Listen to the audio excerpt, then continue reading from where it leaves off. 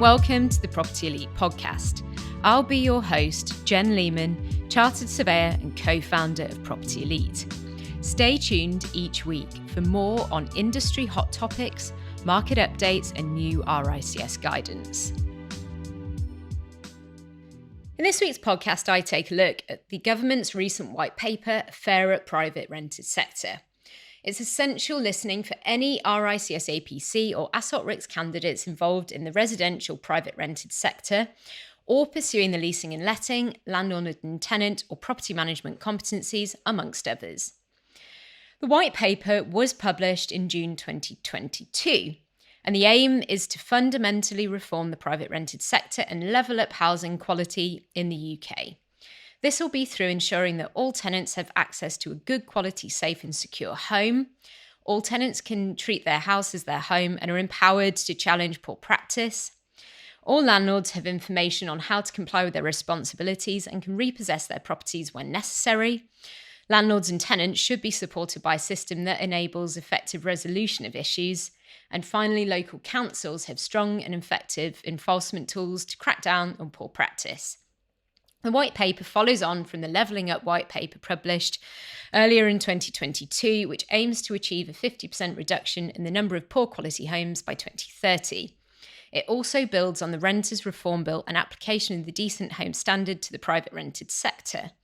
Other key legislation preceding the white paper includes the Homes Fitness for Human Habitation Act 2018, the Tenant Fees Act 2019, the Electrical Safety Standards in the Private Rented Sector England Regulations 2020, and the Coronavirus Act 2020 and subsequent amendments.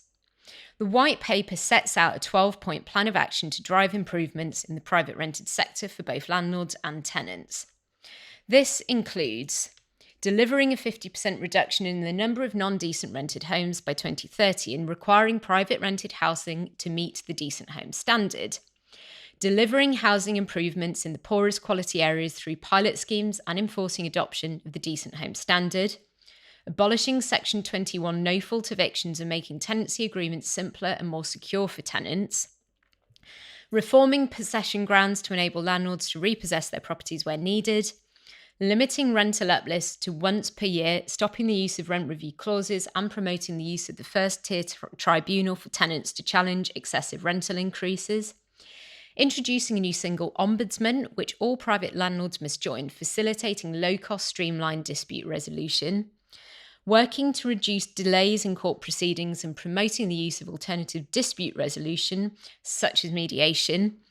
Setting up a new property portal to provide information to landlords, tenants and local authorities, giving local authorities additional enforcement powers for landlords who commit serious offences relating to housing quality and tenant management, pursuing legislation to make it illegal for a landlord or their agent to refuse to rent to a family with children or to those in receipt of benefits, giving tenants the right to rent with a pet, with landlords having to consider the request and not being able to unreasonably refuse it, and developing an innovative passport deposit system to reduce the onerous requirement on tenants to raise significant deposits or dual deposits when moving house.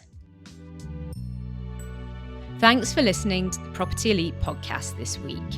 Head to our website to check out our full blog, free and paid support resources and services, free consultation for every single RICS APC and AssocRICS candidate, and also ask us any questions you have via the website chat blog. See you next week.